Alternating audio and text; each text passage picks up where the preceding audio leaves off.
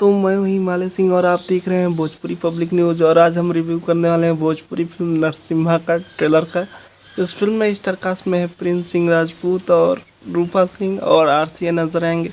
और सहायक रोल में नजर आएंगे सुशील सिंह और लोटा तिवारी। और इसमें विलन का किरदार निभाया है अमित शुक्ला ने। और इस फिल्म को डायरेक्ट किया है सुजीत सिंह जी ने, जो क्रिक फाइटर जैसी फिल्मों को डायरेक्ट किए हैं। और इस फिल्म की कहानी एकदम साउथ इंडियन जैसी है। और इस फिल्म में एक्शन भी साउथ इंडियन का ही है और बहुत अच्छी फिल्म है।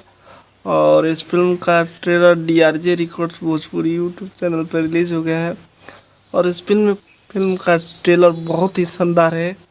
ये फिल्म का trailer DRJ records Bhojpuri YouTube channel पर रिलीज़ हो गया है। अभी तक नहीं देखे हैं तो जाकर देख सकते हैं। बहुत ही शानदार ट्रेलर बनाया गया है।